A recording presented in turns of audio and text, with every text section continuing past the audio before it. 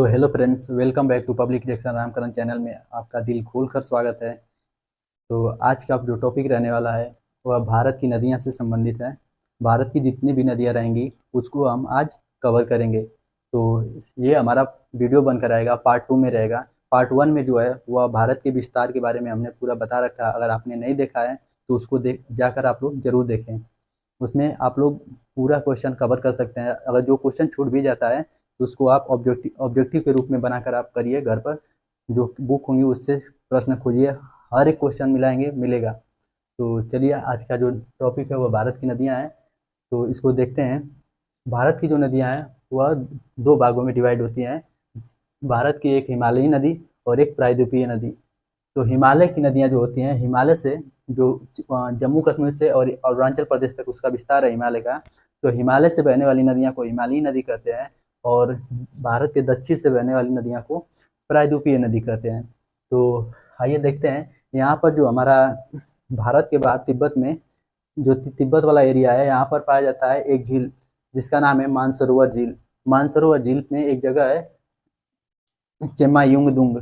चेमायुंगदुंग glacier से एक नदी निकलती है और वहाँ से भारत में प्रवेश करती है। और भारत में प्रवेश करते हुए इधर आकर भारत के बाहर निकलती है और पाकिस्तान वाले एरिया में वहाँ से दक्षिण में प्रवेश करते हुए आकर अरब सागर में गिर जाती है। तो जब भारत में प्रवेश करती है तो यहाँ पर दो दर्रे पाए जाते हैं और पूछा जाता है क्वेश्चन कि वह कौन सी नदी है जो भारत में प्रवेश करती है, वह दो दर्रों से होकर प्रवेश करती है। तो उन दो दर्रों का नाम क्या है? एक जारला, एक चाटिंगला। तो दो दर्रे हैं जो वहां से प्रवेश करती है। ये कोई और नदी नहीं है दोस्तों, यह है सिंधु नदी। कौन नदी है? सिंधु नदी। तो सिंधु नदी भारत के तिब्बत के मानसरोवर झील से चेमायुंगदुंग ग्लेशियर से निकलकर भारत में जब प्रवेश करती है तो दो दर्रों से होकर प्रवेश करती है, एक जाराला, एक चाटिंगला। भारत में प्रवेश करते हुए पाकिस्तान में जाती है। पाकिस्तान के दक्षिण में, पाकिस्तान में जाने के बाद वह दक्षिण में मुड़ती है और जाकर यहाँ पर अरब सागर में गिर जाती है। तो इसकी कुछ प्रमुख सहायक नदियां हैं, उसको देखेंगे। यहाँ से देखेंगे, पहला है झेलम नदी, दूसरा है चिनाब नदी, और तीसरा है रावी नदी, और चौथा है ब्यास नदी, और पांचवा है सतलज नदी। यहाँ से कुछ ऑब्जेक्टिव प्रश्न बनते हैं, जैसे पूछ देगा तुगलक परियोजना कहाँ पर है, तो झेलम नदी पर है। पूछेगा यहाँ पर कि जो जम्मू है वह किस नदी के किनारे बसा है, तो वह झेलम नदी के किनारे बसा है। यहाँ से पूछ देगा कि जो श्रीनगर है वह किस नदी के किनारे है, तो वह चिनाब नदी के किनारे है। यहाँ से इसमें जो मुख्य विशेष बात है वह यह है कि यह जो सिंधु नदी है यह ज़्यादा करके पाकिस्तान में है। तो इसके पानी को लेकर एक विवाद हुआ था और उस पर समझौता किया गया था, जिसको कहते हैं कि सिंधु जल समझौता। 1960 ईस्वी में तत्कालीन प्रधानमंत्री जवाहरलाल नेहरू के समय विश्व बैंक की जो समझौता की गई थी उसमें संधि एक की गई थी, जिसको कहते हैं सिंधु जल समझौता। जिसमें क्या हुआ था कि जो भारत में जो यह नदियां हैं छह, इसके उत्तर वाली तीन नदियां हैं, जो कौन कौन है, वह सिंधु नदी है और झेलम नदी है और चिनाब नदी है। इसका जो है 20% पानी पाकिस्तान यूज करेगा। और कौन कौन? सिंधु नदी और झेलम नदी और चिनाब नदी। इसका जो है 80% पानी पाकिस्तान यूज करेगा और जो 20% पानी है वह भारत यूज करेगा। यह उत्तर की तीन नदियों के बारे में कहा गया था। और जो कहा गया था भारत की जो दक्षिण की तीन नदियां हैं वह कौन कौन है? रावी है, ब्यास है और सतलज है। इसका जो 80% पानी है वह भारत यूज करेगा और 20% जो पानी है वह कौन यूज करेगा? पाकिस्तान यूज करेगा।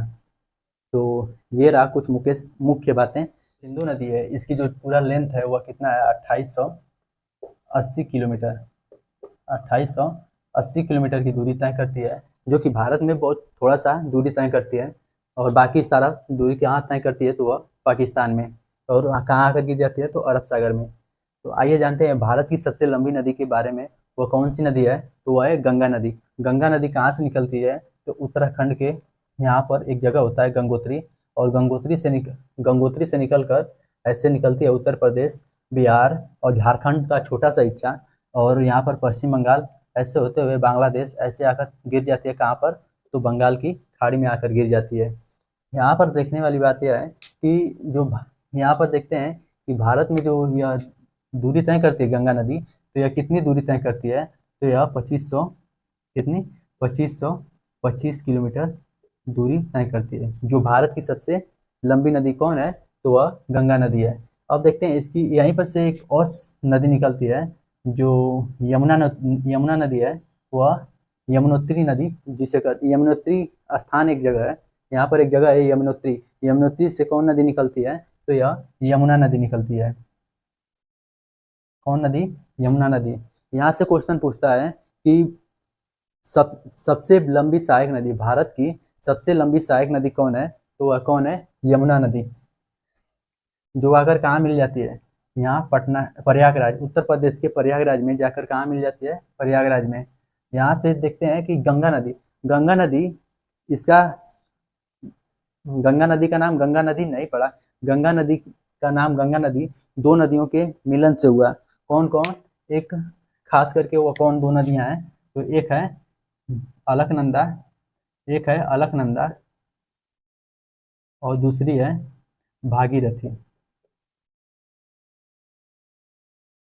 यह दो नदियों के मिलने से हमारा जो गंगा नदी का निर्माण होता है और भारत में सबसे लंबी दूरी तय करती है। तो यहाँ पर देखेंगे यमुना की सहायक नदी कुछ हैं, यहाँ पर देखेंगे चंबल है, सिंध है, बेतवा है, केन है, तमाम नदियाँ हैं जो यमुना की सहायक नदी हैं। यह नदी जब बांग्लादेश में पहुँचती है, ये रहा बांग्लादेश वाला एरिया, मान लीजिए ये बांग्लादेश है, और बांग्लादेश में जब गंगा नदी प्रवेश करती है तो इसका नाम चेंज हो जाता है। बांग्लादेश में इसको पद्मा के नाम से जानते हैं, बांग्लादेश में इसको पद्मा के नाम से जानते हैं, किसको, गंगा नदी को। यहाँ चेम्बा-युंगदुंग ग्लेशियर से एक नदी निकलती है जिसका नाम है ब्रह्मपुत्र, और ब्रह्मपुत्र भारत में जब प्रवेश करती है, वह अरुणाचल प्रदेश से प्रवेश करते हुए आकर यहाँ गंगा नदी में मिल जाती है। तो यहाँ पर देखते हैं कि तिब्बत में ब्रह्मपुत्र नदी का नाम क्या रहता है, तो ब्रह्मपुत्र नदी को क्या कहते हैं, सांगपो के नाम से जाना जाता है, सांपो या सांगपो नाम से जाना जाता है। ब्रह्मपुत्र नदी को यह तिब्बत में सांगपो नाम से जाना जाता है। जब अरुणाचल प्रदेश में प्रवेश करती है तो इसी नदी का नाम अरुणाचल प्रदेश में दिहांग के नाम से जानते हैं। किस नाम से, दिहांग के नाम से। अब जब वहाँ से अरुणाचल प्रदेश से असम में प्रवेश करती है तो इसका नाम ब्रह्मपुत्र पड़ जाता है। ब्रह्मपुत्र नदी से असम होते हुए ब्रह्मपुत्र नदी जब असम से पार करते हुए आकर यहाँ पर बांग्लादेश में प्रवेश करती है तो इसका नाम चेंज हो जाता है, जिसका नाम हो जाता है जमुना। कौन, जमुना। तो यहाँ पर एक क्वेश्चन बनता है कि पद्मा नदी और जमुना नदी का मिलने से, पद्मा नदी और जमुना नदी को मिलने से किस नदी का निर्माण होता है, तो मेघना। कौन सी नदी, मेघना नदी बनती है।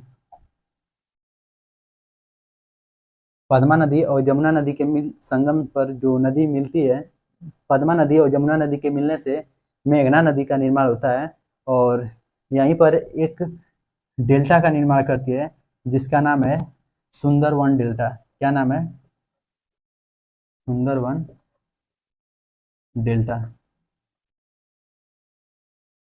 सुंदरवन डेल्टा जो है विश्व का सबसे बड़ा डेल्टा किसे कहा जाता है, सुंदरवन डेल्टा, जो कहाँ पर स्थित है, बंगाल की खाड़ी में। तो यहाँ पर जानेंगे, देखते हैं कि जो ब्रह्मपुत्र नदी की लंबाई है वह 2900 किलोमीटर है। तो यहाँ पर इसको सबसे लंबी नदी नहीं कहेंगे क्योंकि भारत में तो एक छोटी सी दूरी तय करती है, इसीलिए इसको लंबी नदी नहीं करके इसकी अपवाह तंत्र सबसे ज़्यादा है, चौड़ा है, तो इसे चौड़ी नदी कहते हैं। कौन सी नदी कहते हैं, चौड़ी नदी कहते हैं। जब यहाँ से प्रवेश करती है, यहाँ पर देखते हैं कि जो असम राज्य है, असम में एक द्वीप का निर्माण करती है जिसका नाम है माजुली द्वीप। क्या नाम है, माजुली द्वीप। तो माजुली द्वीप पूछा जाता है कि विश्व का सबसे बड़ा नदी द्वीप कौन सा है, तो माजुली द्वीप है। कहाँ पर स्थित है, असम में। किस नदी पर स्थित है, तो ब्रह्मपुत्र नदी पर। यहाँ पर एक और नदी, एक और छोटा सा द्वीप है, सबसे छोटा द्वीप है, क्या नाम है, उमानंदा। क्या नाम है, उमानंदा। तो उमानंदा सबसे छोटा नदी द्वीप, और सबसे बड़ा नदी द्वीप कौन सा है, तो माजुली द्वीप है। तो चलिए आगे बढ़ते हैं। तो आइए जानते हैं कि यहाँ पर जो राजस्थान में एक पहाड़ी है जिसको आप लोग जानते होंगे, जिसका नाम है अरावली पर्वत। जो अरावली पर्वत है विश्व का सबसे प्राचीनतम पर्वत का उदाहरण है। वो कौन सा अरावली पर्वत है, और अरावली पर्वत से एक नदी निकलती है जिसका नाम है लूनी नदी। कौन सा नाम है? लूनी नदी। इसकी खास बात यह है कि यह किसी नदी में जाकर या किसी सागर में जाकर नहीं मिलती है। क्यों? ये केवल जाकर गुजरात के रण के कच्छ में जाकर विलुप्त हो जाती है। तो क्वेश्चन पूछता है, एसएससी में अब की बार आया था, वह कौन सी नदी है जो गुजरात में के रण के कच्छ में जाकर विलुप्त हो जाती है? तो वह कौन सी नदी है? तो लूनी नदी है। क्या नाम है? लूनी नदी। तो यहाँ तक हम लोगों ने देखा। अब आते हैं प्रायद्वीपीय नदियों के बारे में। प्रायद्वीपीय नदियों के बारे में जानते हैं। यहाँ पर देखिए एक जगह है छत्तीसगढ़ में, जिसका नाम है, जिस पर्वत का नाम है अमरकंटक। इसकी सबसे ऊंची चोटी है अमरकंटक। यह मैकाल रेंज की सबसे ऊंची चोटी है। मरवा मैकाल मैकाल पर्वत का सबसे ऊंची चोटी कौन सा है? अमरकंटक। और अमरकंटक से 3 नदियां निकलती हैं। पहला है गंगा नर्मदा नदी, दूसरा है सोन नदी और तीसरा है महानदी। इसकी यही सबसे खास बात है कि पूछता है छत्तीसगढ़ में जो अमरकंटक पहाड़ी है वहां से कौन कौन सी 3 नदियां निकलती हैं? तो वह है नर्मदा नदी। पहला कौन है? नर्मदा नदी, दूसरा है सोन नदी और तीसरा है महानदी। तो ये 3 नदियां फेमस हैं। ये जाकर अरब सागर में गिर जाता है। नर्मदा से बहुत महत्वपूर्ण क्वेश्चन बनते हैं। तो आइए उसके बारे में जानेंगे। तो आइए देखते हैं कि यहाँ से नर्मदा निकलती है और जाकर इधर गिरती है। यहाँ इसके नीचे से एक और नदी निकलती है जिसका नाम है ताप्ती नदी। और इन दोनों नदियों के बीच एक सतपुड़ा रेंज पाया जाता है। और पूछता है क्वेश्चन कि किन दो नदियों के बीच सतपुड़ा पहाड़ी स्थित है? तो नर्मदा और ताप्ती की। आप लोग ये बताइए कि सतपुड़ा की ऊंची चोटी क्या है? आप लोग कमेंट बॉक्स में बताइएगा। नर्मदा की खास बात यह है कि जो नर्मदा नदी है यह 2 पहाड़ियों के बीचों बीच बहती है जिसको कहते हैं रिफ्ट घाटी, जिसे कहते हैं रिफ्ट घाटी, रिफ्ट घाटी बोला जाता है। और इसकी क्वेश्चन यहाँ से बनता है क्योंकि आप लोग देख रहे हैं कि सभी नदियाँ आकर यहाँ अरब बंगाल की खाड़ी में गिरती हैं। केवल 2 ही ऐसी नदी हैं जो कहाँ गिरती हैं? अरब सागर में। कौन कौन नदियाँ हैं? एक नर्मदा नदी, एक ताप्ती नदी। तो यह 2 बड़ी नदी हैं जो कहाँ गिरती हैं? बंगाल की इधर अरब सागर में गिरती हैं। कौन सी 2 नदियां हैं जो अरब सागर में गिरती हैं और पूर्व से पश्चिम दिशा की ओर प्रवाहित करती हैं? तो यह कौन सी 2 नदियां हैं? तो यह नर्मदा नदी और ताप्ती नदी है। यहाँ पर हम समझते हैं कि देखिए यहाँ पर जो हमारा नर्मदा नदी है, यहाँ पर इसका जब प्रवाहित होती है तो यहाँ पर एक झरना टाइप गिराती है। और झरना टाइप गिराती है तो यहाँ मध्य प्रदेश के जबलपुर में एक जलप्रपात का निर्माण करती है जिसका नाम है धुआंधार जलप्रपात। क्या नाम है? धुआंधार धुआंधार जलप्रपात का निर्माण करती है। तो क्वेश्चन बनता है कि धुआंधार जलप्रपात किस नदी पर है? तो नर्मदा नदी पर। और कहाँ पर है? तो यह जबलपुर, मध्य प्रदेश जबलपुर में है। तो चलिए आइए देखते हैं नीचे कि जो यह महानदी है, महानदी जब यहाँ से निकलती है अमरकंटक से तो यह जाकर बंगाल की खाड़ी में गिरती है। तो इस पर एक बांध पाया जाता है। यहाँ पर उड़ीसा राज्य में एक बांध पाया जाता है जिसका नाम है हीराकुंड बांध। क्या नाम है? हीराकुंड बांध। हीराकुंड डैम जो है वह किस नदी पर पाया जाता है? तो महानदी पर पाया जाता है। और किस राज्य में स्थित है? तो उड़ीसा राज्य में। आइए अब जानते हैं नीचे से कुछ प्रमुख नदियाँ। यहाँ से गोदावरी नदी जो है इसके बारे में जानते हैं। यह महाराष्ट्र से निकलती है। कहाँ से? महाराष्ट्र से निकलती है। कौन सी नदी? गोदावरी नदी। और गोदावरी नदी की खास बात है कि यह प्रायद्वीपीय भारत की सबसे लंबी नदी है। प्रायद्वीपीय भारत की सबसे लंबी नदी कौन सी है? तो यह गोदावरी नदी है। और गोदावरी नदी को बूढ़ी गंगा के नाम से भी जाना जाता है और दक्षिण भारत के गंगा के नाम से भी जाना जाता है। तो गोदावरी नदी को दक्षिण भारत की गंगा और बूढ़ी गंगा के नाम से जाना जाता है। आइए अब देखते हैं कि जो गोदावरी नदी को जान गए, अब देखेंगे यहाँ पर एक महाबलेश्वर से एक नदी निकलती है जिसका नाम है कृष्णा नदी। और यह भी छोटे छोटे डेल्टे के निर्माण करते हैं। लेकिन सबसे बड़े डेल्टा का निर्माण कौन करता है? तो यह गंगा नदी और ब्रह्मपुत्र नदी, तो सुंदरवन डेल्टा है। अब यहाँ पर देखेंगे कौन सी नदी है, यह कृष्णा नदी है, कृष्णा नदी। और यहाँ से एक और नदी निकलती है जिसका नाम है कावेरी नदी।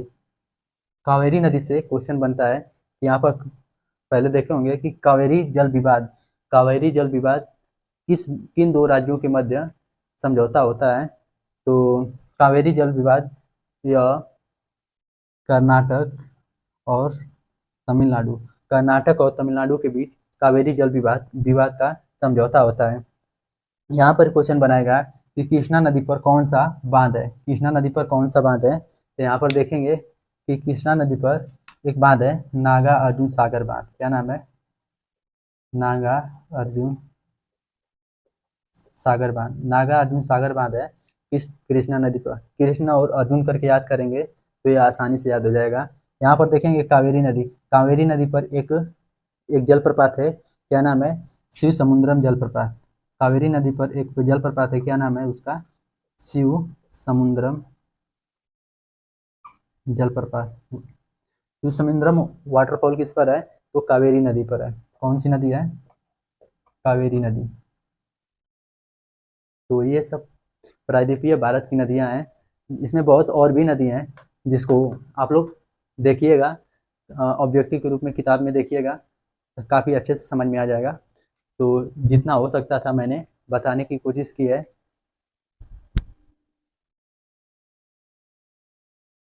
आइए देखते हैं कि हमारा जो यहाँ पर देखें हीराकुंड बांध है, जो सबसे लंबा बांध है, सबसे ऊंचा बांध, भारत का सबसे ऊंचा बांध कौन सा है? तो वह भाखड़ा नागर सागर बांध है। कौन सा?